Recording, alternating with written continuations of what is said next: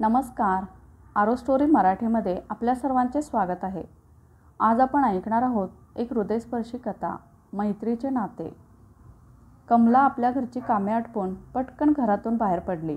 जाता जाता घरात वयस्कर असलेल्या सासूला वाकून नमस्कार करत "येते आई" असं म्हणत बाहेर पडली.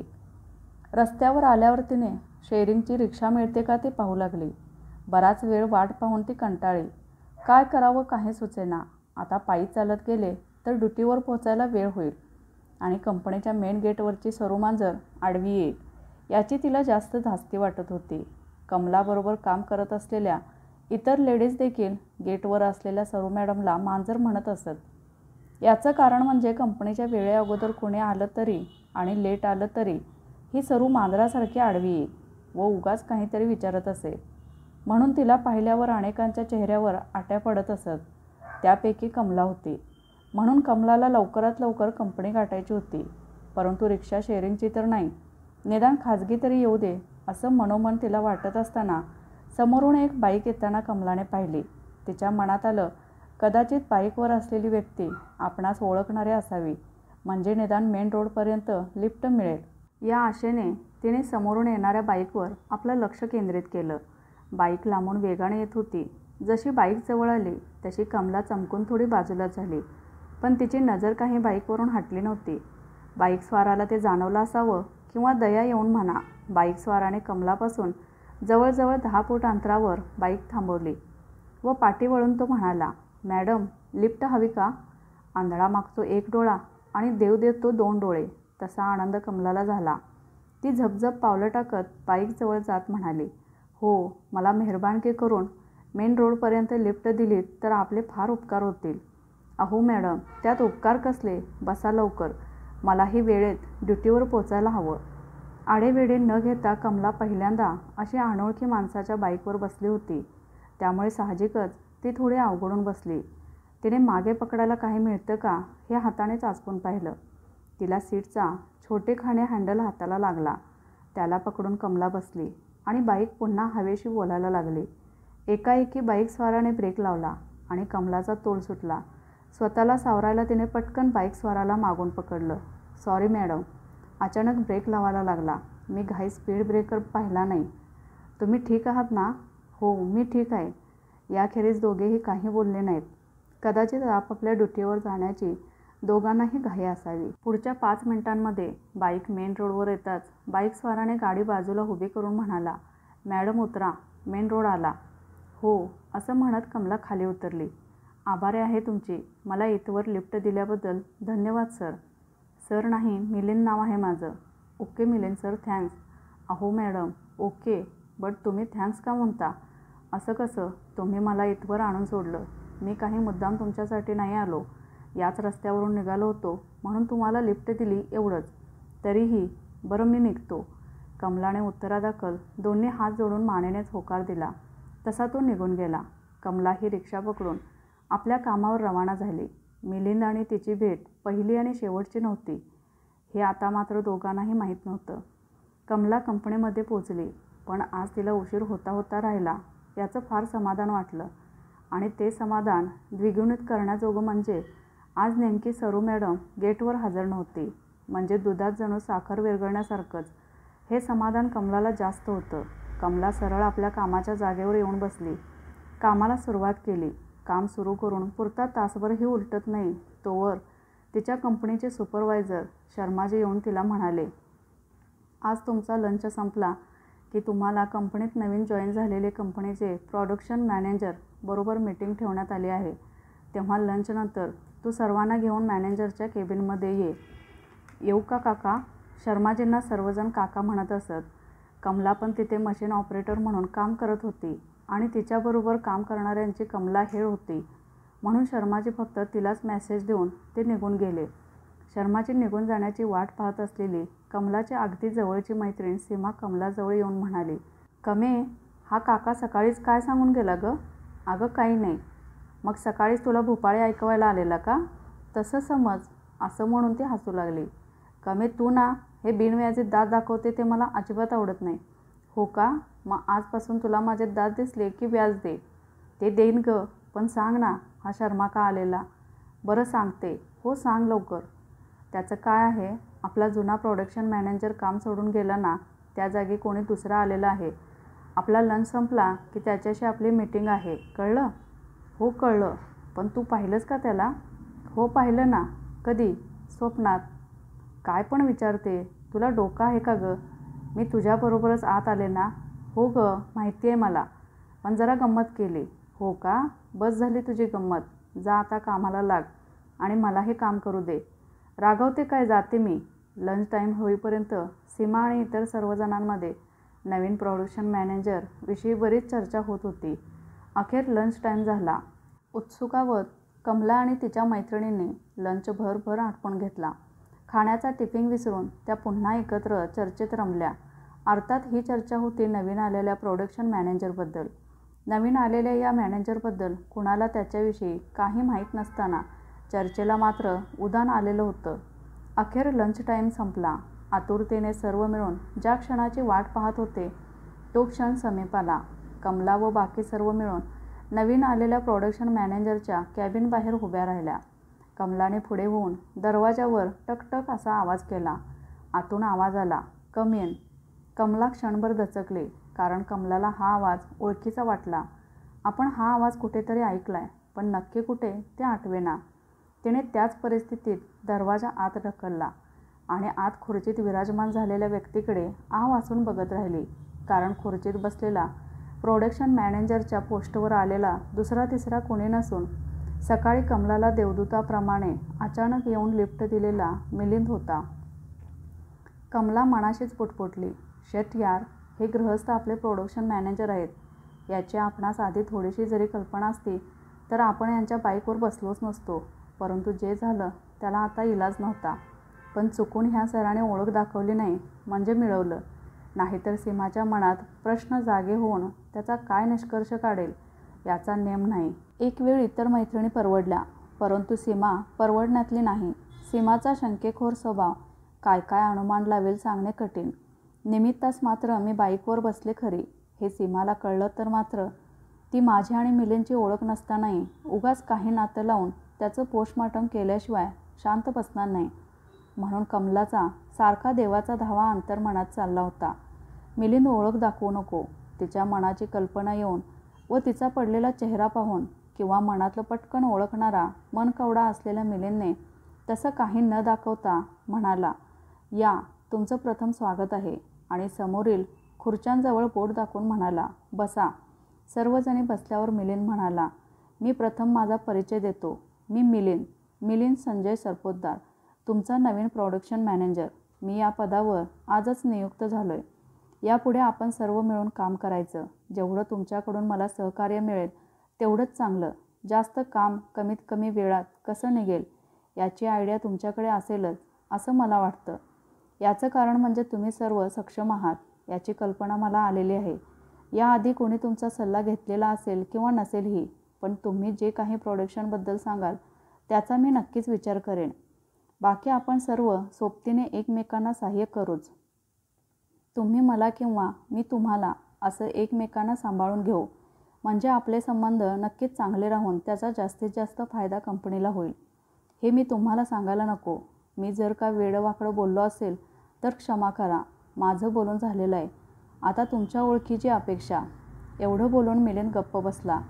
कॅबिनमध्ये सुई पडली तरी तिचा आवाज ऐकू येईल एवढी शांतता होती.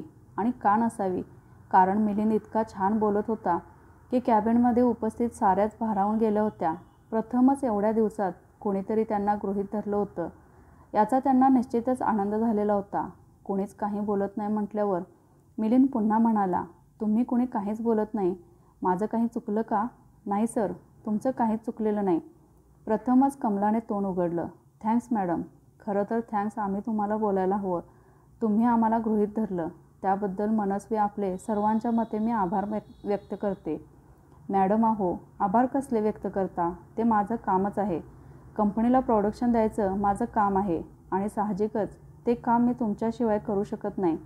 आपण एक दुसऱ्याचे पूरक आहोत हे विसरून चालणार नाही. मी जरी तुमच्यापेक्षा पोस्टने मोठा असलो तरी या कंपनीतील सध्या तरी अनुभवाने तुम्ही मोठे आहात, बरोबर ना? तुमचा हा मोठेपणा आहे आपण आम्हाला तुमच्या योग्यतेचे समजता. ते जाऊ दे मॅडम, कोण कसा आहे ते वेळेला ठरवू दे. तुर्तास तुमचे नाव कळणे महत्त्वाचे आहे. हो सर, माझं नाव कमला नारायण मोहिते. मी सीमा साबळे. असा प्रत्येकीने आपला परिचय दिल्यावर सर्वजणी कॅबिनमधून बाहेर पडल्या. शेवटी कमला बाहेर पडत असताना मिलिंद म्हणाला, मॅडम तुम्ही थोडं थांबा. कमलाच्या छातीत धस्स झालं. आता हा मला का थांबवतो?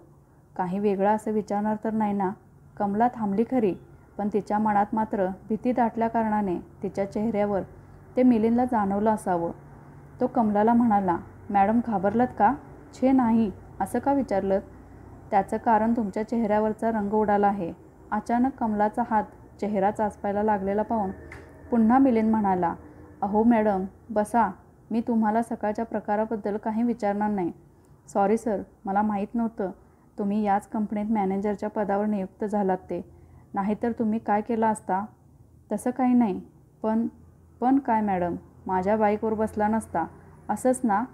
हां नाही. अहो केवढ्या घाबरता? नाही, मी घाबरलेली नाही. मग ही तारांबळा का उडाली? नाही, तसं काही नाही. पण हा जो तुमचा पण आहे ना, त्याला आपण थोडा वेळ बाजूला ठेवला तर नाही का चालणार? म्हणजे पुढचं बोलू. आता काय बोलायचं आहे सर? काय बोलायचं आहे म्हणजे?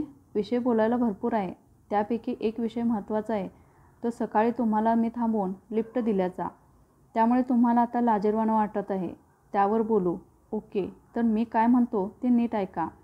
माणूस हा कधीकधी परिस्थितीपुढे हातबल झालेला असतो. त्याला काय करावं काय नाही हे सुचत नसतं. अशा वेळी त्याला कुणाच्या तरी मदतीची गरज असते. मग ती कोण करतं याला महत्त्व नसतं. यावेळी तो जातपात, ऊचनीच किंवा कोण मनुष्य आहे, त्याचं माझं नातं कोणतं हे पाहत नसतो. त्याला फक्त आपल्यापुढे असलेल्या समस्येचं निरासन करणाऱ्याची अपेक्षा असते. आणि तुम्हीही सकाळी तेच केलं. जरी मी या कंपनीत जॉईन झालेलो आहे हे तुम्हाला माहीत असतं, तरीही तुम्ही तेच केलं असतं. माणूस माणसासमोर झुकत नसतो, तर वेळ ही माणसाला झुकवायला कारणीभूत असते. म्हणून आपण वेळेचं भान ठेवलं की झालं. म्हणून तुम्हाला मला एवढंच सांगायचं आहे, सकाळच्या प्रकारात गुरफटत न राहता पुढचं पहा. धन्यवाद सर. मिलिंद नाव माझं. मिलिंद बोला. तसं कसं होईल? तुम्ही आमचे वरिष्ठ आहात, तर तुमचा मान तुम्हाला द्यायलाच हवा. ओके, तुमच्या मनासारखं वागा, तेच बेस्ट. पण एक विचारू का? हो विचारा ना सर. कमला मिलिंदचं बोलणं ऐकून फ्री माइंड झाली होती. मला असं विचारायचं होतं की सकाळी मी तुम्हाला ज्या जागेवरून लिफ्ट दिली तिथेच आसपास राहता का? हो, तिथूनच 5 मिनिटावर घर आहे. सकाळच्या धावपळीत तुम्हाला रिक्षा मिळणे कधी कधी कठीण होत असेल ना? हो ना सर, सकाळी मला घरचं सर्व आवरूनच बाहेर पडावं लागतं. हो तेही आहेच. त्यात वरून तुम्ही लेडीज आणि मॅरिड असेल तर तिला घरी सर्वांची मर्जी राखूनच निघावं लागतं. अशावेळी त्या महिलेची दोरीवरची कसरत असते. तसं ती भरभर आटपत असते. तिलाही वाटत असतं कुणाचंही मागे काही राहू नये. अगदी बरोबर बोललात सर. म्हणून मी म्हणत होतो, तुम्हाला जर चालत असेल तर मी तुम्हाला अगदी रोज लिफ्ट देऊ शकतो. सर नको. का? तुम्हाला त्रास कशाला? त्रास कसला? मी एकटा जाणारच आहे आणि आपलं ठिकाणही एकच आहे. मग प्रॉब्लेम काय आहे? नाही सर, प्रॉब्लेम तसा काहीच नाही.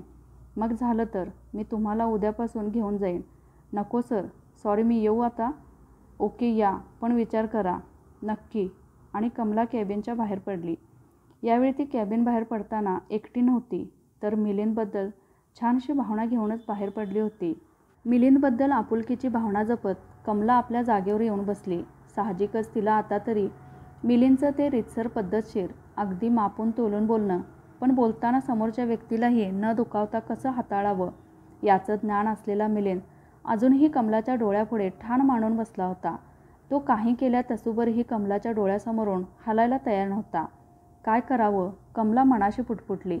नेमकं तिच्याजवळ पाहत असलेल्या सीमाने ते ऐकलं आणि तीही कमलाला ऐकू जाईल अशा आवाजात म्हणाली, तुर्तास आपल्यापुढे असलेल्या कामावर लक्ष केंद्रित करावं. काय? अगं कमे, तुला झालंय काय? आत्ताच तू नाही का म्हणालीस काय करावं? तुला हेही ऐकू गेलं? म्हणजे तू मला विचारत नव्हतीस, तर स्वतःशी पुटपुटत होतीस की काय? अगं तसं नाही. मी म्हणत होते की कामाला कुठून सुरुवात करावी. हो का?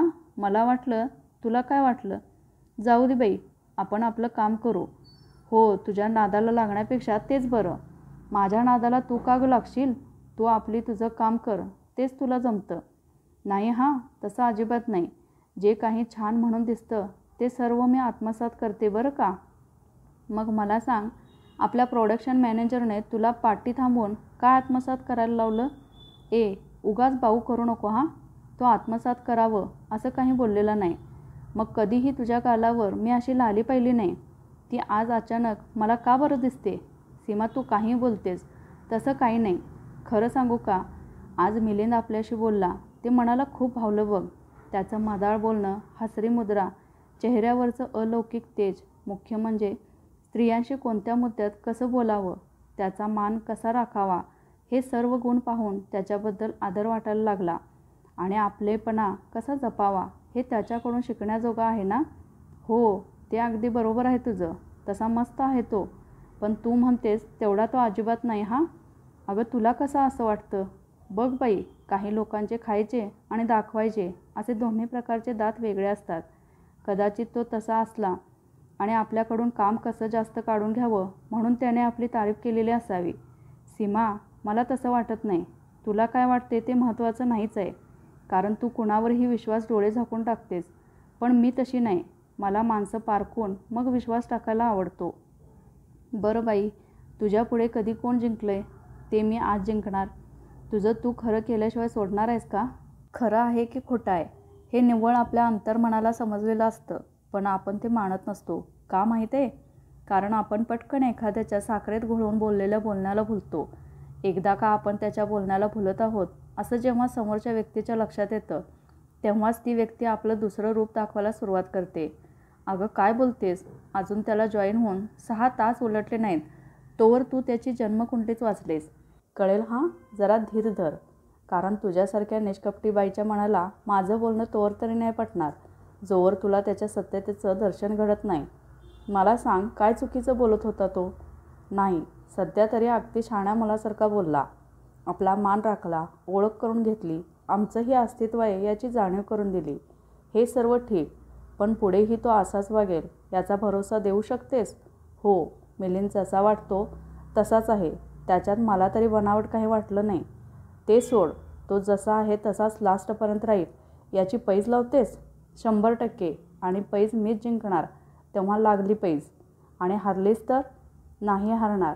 नक्की? हो हो, नक्की. मग समज कमी. तू हरली तर मी मागेन ते तुला द्यावं लागेल. मंजूर? हो, मान्य आहे मला. पण तू हरलीस तर मला काय देशील? कमी, तू काहीही माग. अगदी माझा अखेरचा श्वास मी तुला देईन. वेडी, मरो तुझे दुश्मन. मला तुझा अखेरचा श्वास नको, तर अखेरपर्यंत तुझं प्रेम मला भरभरून मिळावी ही सदिच्छा. ते तर तुझ्यावर कायमच असणार. आजही जास्त माया तुझ्यावर आहे, त्या मायेपोटी बोलते. सीमा, कुठल्या जन्माचं पुण्य फळाला आलं माहीत नाही. त्या जोरावर मला तुझं प्रेम, तुझी माझ्यावर असलेली निष्ठा मला लाभली. जन्मजन्मांतराचं माहीत नाही, पण या जन्माचं सांगू शकते. तू गोड, निरागस, छळकपटाच्या पलीकडे असलेली माझी मैत्रीण आहेस. तुझं प्रेम माझ्यावर असंच राहू दे सीमा. तुझ्या एवढा निस्वार्थ प्रेम कोणी केलंच नाही माझ्यावर. माझ्यावर ज्यांनी प्रेम केलं त्या सर्वांनी माझ्याकडून अपेक्षेचं ओझं लादलं. ते ओझं मी आजवर समर्थपणे पेलते, म्हणून माझ्यावर प्रेम वर्षा होतो. पण तू कधीही कसली अपेक्षा न करता जे माझ्या हिताचं पाहते, आईसारखी काळजी करतेस, ते खरं प्रेम तू दिलंस. बस बस, आता रडवणार की अजून ड्रामा करणार? नाही हां, ड्रामा नाही, तर आपल्या रिअल जीवनातल्या वस्तुस्थितीवर आधारलेला रिअल सिनेमातला संवाद आहे. कमी, किती सुंदर बोललीस. कसं जमतं तुला? आणि आजवर कधी नाही जमलं असं बोलायला. आजवर असे विषय कधी बोललो का? हो, तेही आहेच म्हणा. पण कमी, तू काही म्हण. आज तू खरंच मनापासून बोललीस. आलं मनात बोलले. बरं बरं, आता आपण काम करूया. नाहीतर काम तसंच राहायचं आणि गप्पाच व्हायच्या आणि दोघीही आपापल्या कामात मग्न झाल्या. परंतु कमला आपल्या विचारात गर्क होती, तर सीमा मात्र आपल्या लाडक्या मैत्रिणीच्या विचारात डुबत होती. आणि त्याचं कारणही तसंच होतं. कमला आणि सीमा दोघी या कंपनीत एकाच दिवशी जॉईन झाल्या होत्या. दोघी नवीन असल्याने दोघीत बोलणं, खाणं पिणं होत असे. हळूहळू दिवस वाढले, वर्ष वाढीस लागली. तशी या दोघीत एका घट्ट, कधीही न तुटणाऱ्या मैत्रीच्या नात्यानं जन्म घेतला. सीमा चुलबुली, खोडकर, हसरे हसून खोड मोडणारी, तर कमला शांत, सरळ स्वभाव, कुणाला न दुखवणारी, सदा निर्विकार चेहरा पण खंबीर असलेली, मनात अनेक व्यथा लपवून वावरणारी. तिची व्यथा फक्त सीमा मनाने ओळखी. म्हणूनच आज मिलिंदला भेटल्यावर कमला मनसोक्त भरभरून बोलताना पाहून सीमाच्या मनात का कोण जाणे शंकेची पाल चुकचुकली होती. तिला सारखं अंतर्मनात काहीतरी पुढे विपरीत घडणार असं वाटत होतं. कमला कोमल निरागस होती, धाडसी होती. देणं हा तिचा स्वभाव. पण तिला भूक होती प्रेमाची. तिला आजवर प्रेम कधी मिळालंच नव्हतं. सीमाला याच गोष्टीची भीती होती की कदाचित कुणाच्या गोड बोलण्याला कमला बळी पडू नये. सीमाप्रमाणे कमला आपल्या विचारात मग्न. मिलिंदला पाहिल्यापासून निर्विकार असलेल्या कमलामध्ये एकाएकी परिवर्तन होत गेलं. तिचा पती यश आणि मिलिंदमध्ये ती एकाएकी साम्य शोधू लागली. यशच्या तुलनेत मिलिंदचं पारडं तिला जड वाटायला लागलं. यशने कधी तिच्यासाठी काही केलंच नव्हतं, परंतु नुसत्या गोड बोलणाऱ्या मिलिंदचं पारडं तिच्या नजरेत वरचं दिसत होतं. कमला फक्त प्रेमाची भुकेलेली होती. तिला कष्टाची सवय होती. कष्ट करून थकलेल्या जीवाला प्रेमाशिवाय बाकी कसलीच गरज नव्हती. यश मात्र इथेही कमी पडत होता. कधी कौतुक करायचं तर दूरच, पण साधी विचारपूस देखील तो कमलाची करत नव्हता. म्हणून की काय, आज अचानक मिलिंदने केलेलं कौतुक तिला मिलिंदच्या समीप घेऊन जात होतं. त्यात आणखी म्हणजे मिलिंद तिला आपल्या बाईकवरून कंपनीत न्यायची व आणायची जबाबदारीही उचलू पाहत होता. कधीही कुणाकरवी प्रेम न मिळालेल्या कमलाला मिलिंदचे शब्द प्रेममय वाटू लागले. तिनं आजवर यशबरोबर संसार करताना त्याच्या मुलांचं संगोपन, वयस्कर असलेल्या सासूची सेवा करता करता आपण कसे अधुरे राहिलो याचं मोजमाप ते अगदी भान हरपून करत होती. दिवसामागून दिवस गेले, वर्षामागून वर्ष गेली. आपण मात्र तिथेच राहिलो. काळ पुढे पुढे जात राहिला. आपण काळाबरोबर चाललो नाही की काळ आपल्यासाठी थांबला नाही. वाळवंटातील काटेरी निवडुंगासारखी तशीच. कोण कधी काट्याच्या भीतीने तिथे फिरकलंही नाही की आपण कधी कुणी येईल आणि आपल्याला साथ मिळेल याची अपेक्षाही केली नाही. वाळवंटातल्या मृगजळाच्या मागे धावताना प्रेममय तहानेची आशा मनात धरून कष्टाच्या गालिच्या तुडवत राहिलो. परंतु धगधगत्या त्या गालिच्यावरून धावताना असंख्य संसाराचे चटके सहन करत पाय थकले की वाटायचं आता तरी कौतुकाचा हिमवर्षाव होईल. वर्षाव कधी झाला नाही असं नाही, कधीतरी झालाही. ज्वलंत शब्दांच्या आगीत तो पटकन विरूनही गेला. अंगात बळ यायला कुणाच्या मायेचा उभारा असला की पंखात ओढण्याची ताकद जन्माला येते. परंतु संसाराची पावनखिंड लढताना माझ्या सोबतीची झलक देखील मिळाली नाही. संसाररूपी गाडी एका चाकावर ओढत ओढत इथवर आणली, परंतु कष्टाचं चीज कधी झालंच नाही. सर्वांना जपता जपता दगडासारखे खंबीर झाले. तोच दगड पायावर पडून आपल्याच वेदना लपवून जगत राहिले. स्वाभिमान कधी पायदळी न तुडवता अभिमानाने जगता यावं यासाठी कधी रिक्त हात कोणासमोर पसरले नाहीत. परिस्थितीनुसार कधी हात पसरली तर त्यावर काही पडलेच नाही. हात पुन्हा मागे घ्यावे लागले. म्हटलं तरी रिक्त हात मागे घेताना हिंतेची भावना जन्मास आली.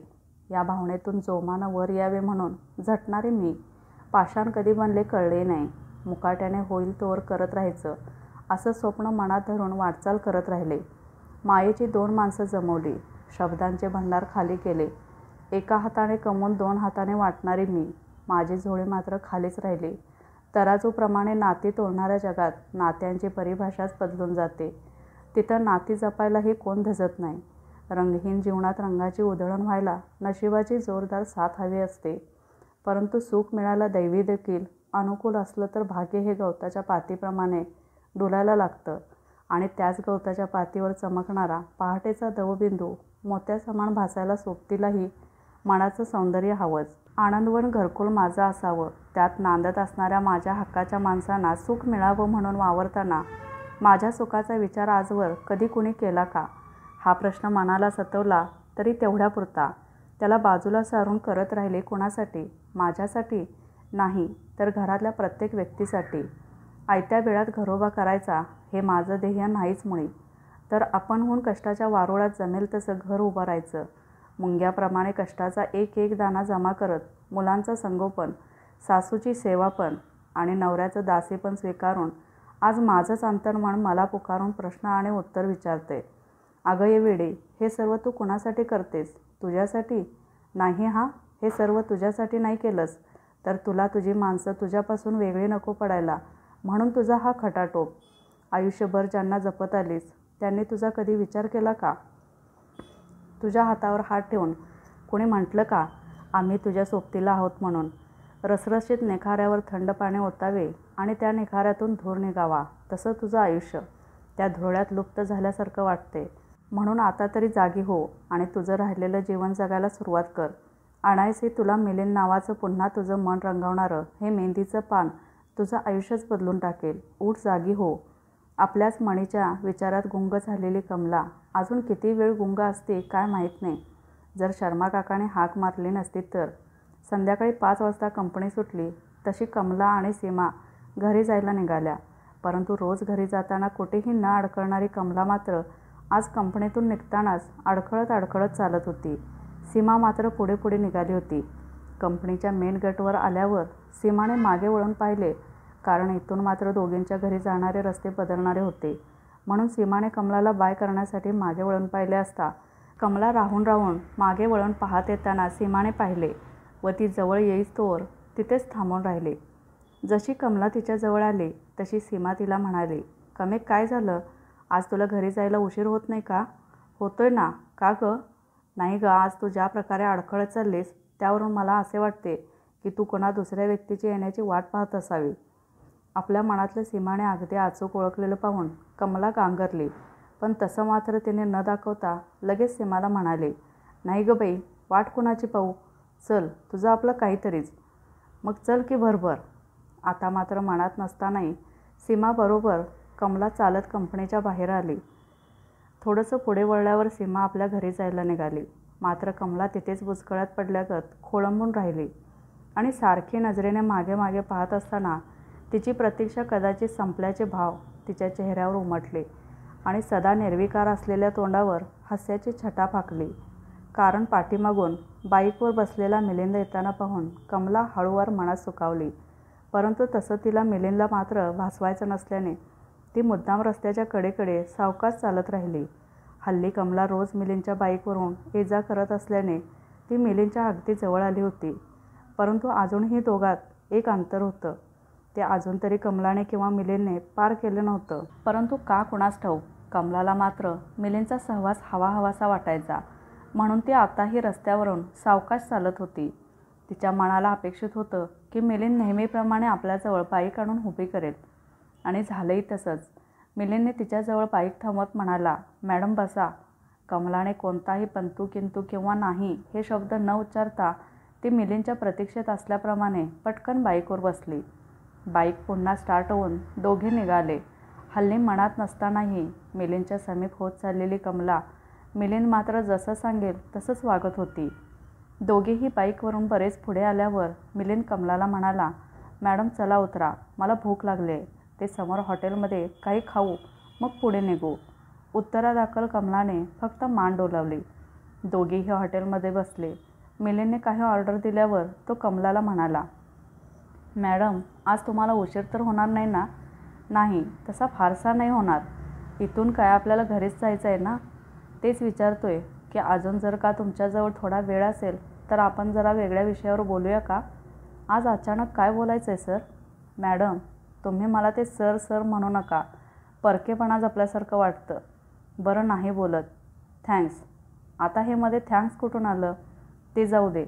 मला सांगा तुमच्या घरी कोण कोण असतं? मी, नवरा, 2 मुलं आणि सासू. नवरा काय करतो? ते काही करत नाहीत.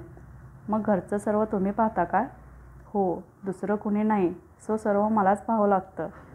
पण मग मुलं शाळेत जात असणार ना? हो ना, मुलगी 8वीला आहे आणि मुलगा 6वीला.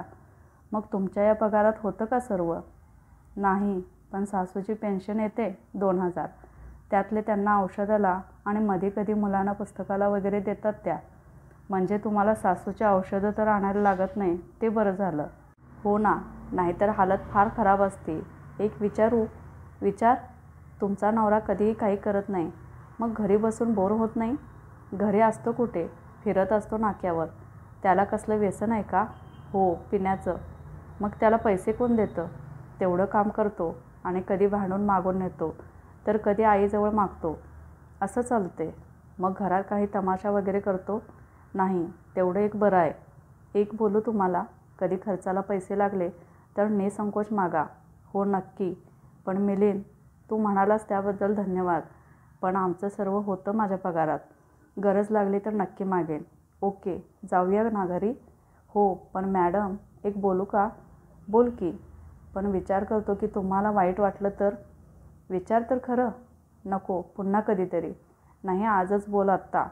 बरं, असं म्हणत मिलिंदने मागचा पुढचा विचार न करता कमलाचा हात पकडून म्हणाला, मला आयुष्यभर साथ देशील? शॉक लागल्याप्रमाणे कमलाने आपला हात पटकन मागे घेत म्हणाली, आपल्याला उशीर होतोय, घरी जायला हवं. ओके, पण माझ्या बोलण्याचा विचार कर. मी तुझी वाट पाहतो हे विसरू नको. चल आता निघू. कमला व मिलिंद उशिरा आपापल्या घरी पोचले. कमला घरी पोचली तेव्हा संध्याकाळचे 8 वाजले होते. घरी मुलं असूनही घर सामसूम होतं. सासू बाहेरच्या ओट्यावर बसून होती. कमला पायातल्या वाहना ओसरीवर काढत असताना सासूने प्रथम कमलाला प्रश्न केला, कमा, आज एवढा उशीर ग कसा? क्षणभर कमला दचकली. काय बोलावं सुचेना. त्यामुळे तिनं मौन पाळलं. ती काही बोलत नाही म्हटल्यावर सासूने पुन्हा तोंड उघडलं. कमा, मी काय विचारते? तू काही बोलत नाही. अगं, तुला आज उशीर कसा झाला? आई, उशीर कंपनी झाला. दुसरीकडे कुठे फिरायला गेले नव्हते. अगं, मी असं बोलले का तुला? मला माहीत आहे तू मनात असूनही मुलांच्या ओढीनं कुठे जायची नाही. पण काळजीने जीव राहत नाही म्हणून विचारलं हो. आणि एक वेळ यश नसला घरी तरी मुलांना काही वाटत नाही. परंतु तू घरी त्यांना दिसली नाहीस तर मात्र त्यांचा चेहरा पडतो. म्हणून ग तुझी वाट पाहत बसतो. सॉरी आई, मला जरा उशीर झाला. माफ करा. पुन्हा एवढ्या उशिरापर्यंत नाही थांबणार. अगं, माफी कसली मागतेस? अपराध घडल्यासारखी. तू जे करतेस ते मुलांच्या पोटा करताना मुद्दाम कोणाला हौस असते का अशी बाहेर राहण्याची? जा आधी हातपाय धू. चहा ठेवलाय तो घे आधी. मग तू जेवणाला लाग बाई. माझ्याने होईल ती मदत करायला येते मी. आता मात्र सासूचं प्रेम पाहून कमला आतून सदगीत झाली. आज आपण पहिल्यांदा सासूची खोटं बोललो याचं तिला मनस्वी वाईट वाटलंच. परंतु आपल्या सासूचा आपल्यावर असलेला विश्वास पाहून तिला तितकंच बरंही वाटलं. पण आपण खरंच चुकीचं तर वागत नाही ना, असा आपल्याच मनाला तिने प्रश्न केला. परंतु मिलिंदकडे ओढ घेत असलेलं मन मात्र तिला ती काही चुकते आहे याची पोचपावती द्यायला तयार होईना. कारण तिचं वर्तन अजून तरी मिलिंदबरोबर सभ्यतेचं होतं. फक्त तिने थोडा वेळ मिलिंदबरोबर घालवला होता. त्या छोट्याशा वेळेत मिलिंदने तिला आपलंसं केलं होतं. आताही ती किचनमध्ये जेवण करता करता मिलिंदमध्ये गुरफटत चालली होती. सुंदर स्वभावाचा मिलिंद कशा आस्थेने चौकशी करत होता, माझी ओढाताण याच्या कशी लक्षात आली? आजवर कधी माझी हीच ओढाताण यशला कशी दिसली नाही? की यशला सर्व कळूनही न कळल्यासारखा वागतो? की त्याचं प्रेमच नाही आपल्यावर? यशने कधीतरी वरवरही म्हणाला नाही की कमा किती करते ग आमच्यासाठी. परंतु हेच वाक्य मिलिंदने मात्र अवघ्या काही दिवसांच्या ओळखीत बोलून दाखवलं. कुठला कोण? ना ओळख ना कसलं नातं. फक्त कंपनीचा मॅनेजर. तरीही त्याने माझी चाललेली ही संसाररूपी कसरत पटकन ओळखून मदतीचा हात पुढे केला. केवढी ही सहानुभूती. एवढं कोण कुणासाठी करतं का? पण हा आपल्यासाठी जणू देवासारखा धावला हेही तितकंच महत्त्वाचं का वाटतं? मिलिंदने आपल्या पाशी आयुष्यभराची मैत्रीची साथ देशील का असं विचारण्यामागे त्याचा हेतू काही वेगळा असू शकतो का? की साफ निर्मळ मनाची मैत्री हवी आहे? काही समजत नाही. तसंही बरेच दिवस मिलिंद आपल्यासाठी करत आहे. आपण मात्र त्याच्यासाठी काहीच केलं नाही. उगाच कुणाच्या उपकारात राहणं चांगलं नाही. ते काही नाही. उद्याच पगार झाला की त्याला छानसं असं काही घेऊन द्यायलाच हवं. काटकसर करून काहीतरी मिलिंदसाठी घ्यायचं मनाशी पक्कं करून ती आपल्या कामात व्यस्त झाली. आज सकाळपासून कमला खूप खुश होती. तिचं मन कितीतरी वेळा धडधडत होतं. गोड लहरी नसानसातून धावत होत्या. समुद्राला जशा लाटा येतात तशाच काहीशा मादक लाटांचा दौड शरीरात फुलपाखरावाने भिरभिरत होता. आज पगार झाला होता आणि आज कंपनीला सुट्टी. या दोन्हीचं औचित्य साधून मिलिंदला स्टेशनला बोलवलं होतं. तिचे मन ज्याच्या आतुरतेने वाट पाहत होते, तो दिवस, ती वेळ, ती घडी आणि तो अचूक क्षण जसजसा जवळ येऊ लागला तशी ती सुखावत गेली. गोड हसू गालावरून हटायला तयार नव्हतं. लाजेची लाली गालावर चढत होती. मन स्वप्नभेटीच्या हिंदोळ्यात बसून हलकेच झोके घेत होते. मनातून त्याला काहीतरी स्वकष्टातून घ्यावं असं वाटत होतं. ते ती घेणार होती. या कल्पनेने ती आनंदित होती. प्रथम त्याला भेटवस्तू देणार आहोत या कल्पनेने तिची हुरहुर आणि त्याहीपेक्षा त्याला आपण घेतलेली वस्तू दिल्यावर त्याच्या चेहऱ्यावरचा आनंद पाहून आपलं काय होईल? त्याची प्रतिक्रिया काय असेल? माझ्या जीवनातील आवडीची व्यक्ती, त्याच्या नुसत्या नावाने आपल्याला समाधान प्राप्त होते. काहीतरी घ्यावं जे त्याला भावेल. असं काय घ्यावं? हा तिच्या मनाला पडलेला प्रश्न तिने धुडकावून लावला आणि अंतर्मनातलं त्याच्याविषयी वाटणारं सल तिच्या ओठातल्या ओठात फडफड करत राहिलं. खरं तर तिला वाटलं अख्ख्या जगातल्या अगणित वस्तू त्याच्यासाठी घ्याव्यात, परंतु तोकड्या पाकिटमधला तोकडा रुपया तिला आज्ञा द्यायला तयार होईना आणि ती प्रथमच स्वतः कशी असहाय्य आहे हे जाणवलं. तरी पाकिट पुन्हा चाचपून घरातल्या वस्तूंना महिनाभर पुरतील एवढे पैसे बाजूला ठेवून उर्वरित पैसे तिने चांगले 4 वेळा तरी मोजले.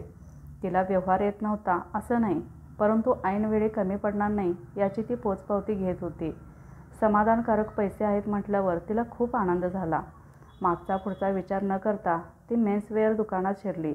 त्याला कोणता रंग शोभेल याचं इमॅजिन तिने परफेक्ट केलं आणि चूज केलेले कपडे पॅक करून ती दुकानातून बाहेर आली. तिने हळूवारपणे कपड्यावरून अलगद हात फिरवत त्याच्या स्पर्शाची ती अनुभूती घ्यायला लागली. मन सुखावलं, नेत्र ओलावले, पापण्या जड झाल्या, कंठ सदगीत होऊन ती मनात पुटपुटली. किती करतोस ना तू माझ्यासाठी? कधी दुसऱ्या गोष्टीचा विचार करत नाहीस. मला मदत करताना तुझी तारांबळ उडत असते, तरी मायेने सारं करत राहतोस. पदरी तुझ्या काही पडत नाही. जेवढं करतोस ते आजवर कोणी केलंच नाही माझ्यासाठी. कधी तुझंही मन होत असेल ना, कधीतरी एकट्यानं बाईकवरून सैर करावी, पण इच्छा मनात मारून पुन्हा नव्याने मला लिफ्ट देतोस. कळतात रे तुझ्या भावना, पण मीच माझ्या स्वार्थासाठी कळून न कळल्यासारखं दाखवते. तुझी ती धडपड, मला लवकर कंपनीत पोचता यावं म्हणून लवकर येतोस. अन्यथा तू उशिरा कंपनीत पोचलास तरी चालण्यासारखं असतानाही सारं माझ्यासाठी करतोस. पुढे कदाचित तिच्या ओठाने पुटपुटणं बंद केलं असावं, म्हणून की काय तिने त्याला घेतलेले कपडे व्यवस्थित पिशवीत पॅक करून ती त्याची वाट पाहू लागली. क्षण क्षण युगाप्रमाणे भासू लागला. नकळत डोळे गर्दीत मिसळून त्याला शोधू लागताच मागून आवाज आला, मी तुला इकडे शोधतो, तू इथे आहेस? मिलिंद, तू आलास? हो ना, तू बोलवल्यावर मी येणार नाही असं कसं होईल? बरं चल लवकर, मी आज माझ्या पैशाने तुला चहा पाजणार. काय, लॉटरी वगैरे लागली की काय? लॉटरीवर माझा भरोसा नाही हा. मग काल आमचा पगार नाही का झाला आणि आज आणायची सुट्टी होती म्हणून बोलवलं तुला.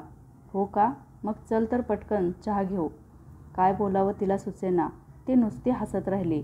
मग त्यानेच पुढाकार घेत म्हणाला, ऐक ना, बोल. जाऊया का कुठे एकांतात? कुठे? एखाद्या बागेत. पण गर्दी असेल ना तिथे, ओळखीचे चेहरे असतील. हो, गर्दी तर असणार. मग तू ठरव, तूच बोलवलंस. मग चल समोर बोलत बसू. बरं चल बसू आणि बोलू, मग घरी जाऊ. दोघं चालत चालत चहाच्या स्टॉलवर आले. तसा तो म्हणाला, चल चहा हवा ना तुला? हो. दोघीही चहा पिऊन रस्त्यावरून चालत पुढे पुढे आले. तो पुढे पुढे, ती मागे मागे. न राहून तिने त्याला थांबवत विचारलं, पुढे पुढे पळतोस? आपण काय पकडापकडी खेळतोय का? नाही बाई, माझी चालच तशी आहे. बरं. बागेत फारशी गर्दी नव्हती. जास्त काही बोलणं झालंच नाही. कमला उठत म्हणाली, जायला हवं. बस एवढंच? हो.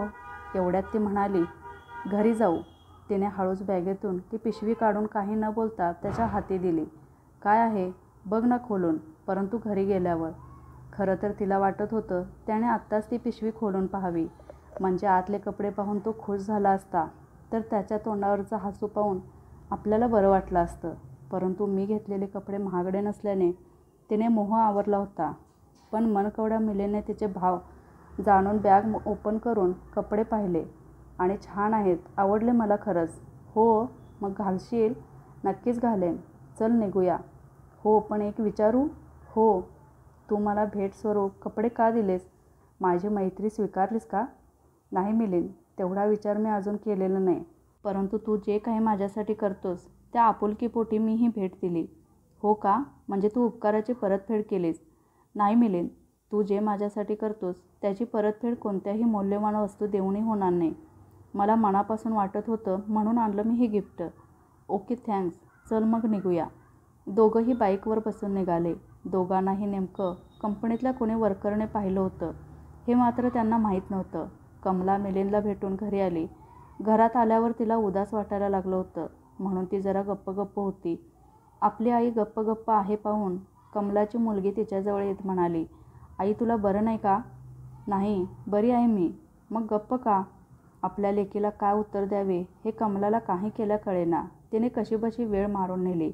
काही वेळात सर्वांची जेवणं होऊन आपापल्या बिछाण्यावर पडले. दुसऱ्या दिवशी नेहमीप्रमाणे आपली कामे उरकून कमला कंपनीत पोचली. आज मात्र सीमाने तिला मिलिंदच्या बाईकवरून उतरताना पाहिलं, परंतु कमला घाईत असल्याकारणाने तिला मात्र सीमाने आपल्याला पाहिलंय हे समजलं नाही.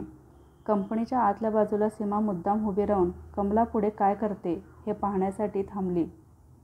जशी कमला गेटमध्ये शिरली तशी तिची नजर सीमावर पडली. ती सीमाच्या जवळ येत म्हणाली, सीमा, इथं काय करतेस? कोण कोण आत कसं कुणाबरोबर येतं ते पाहत होते. काय? काही नाही गं, तुला पाहिलं आणि थांबले. हल्ली आपण भेटतो कुठे रस्त्यात? हो, तेही खरंच म्हणा, मलाच उशीर होतो. हल्ली तुला उशीर होत नाही, तू परफेक्ट येतेस, याचं मला आश्चर्य वाटतं. हो, आत्ताच मी ठरवून टाकले की काही झालं तरी वेळेवर कंपनीत यायचं. हो का? हो अगं. बरं बाई, हल्ली तुला टाईमवर रिक्षा वगैरे मिळते, काम पण लगेच आवरतेस, खुश पण असतेस, राहणीमान पण बदलले. एकूण तू पूर्ण बदललेली दिसतेस. पाहून छान वाटतं. परंतु हा बदल अचानक कसा झाला हे काही लक्षात येत नाही. काय गं कमी, तुझी काही हरकत नसेल तर मला सांगू शकशील, हा बदल कसा घडला तुझ्यात? सीमा, तुला तसं वाटतं, पण मी आहे तशीच आहे. तुला वाटतं तसं आम्हाला वाटत नाही ना. आम्हाला म्हणजे? कंपनीत सर्वांना तू बदलली आहेस असं वाटतं. तसं वाटणं काही चुकीचं नाही. खरं तर बदल हा हवाच. परंतु काही बदल माणसाला घातक ठरत असतील तर असे बदल माणसाने घडवून घेऊच नाहीत. सीमा, तू काय बोलतेस मला नाही कळत. जे काय आहे ते स्पष्ट बोलशील तर बरं होईल. हो ना, मग ऐक.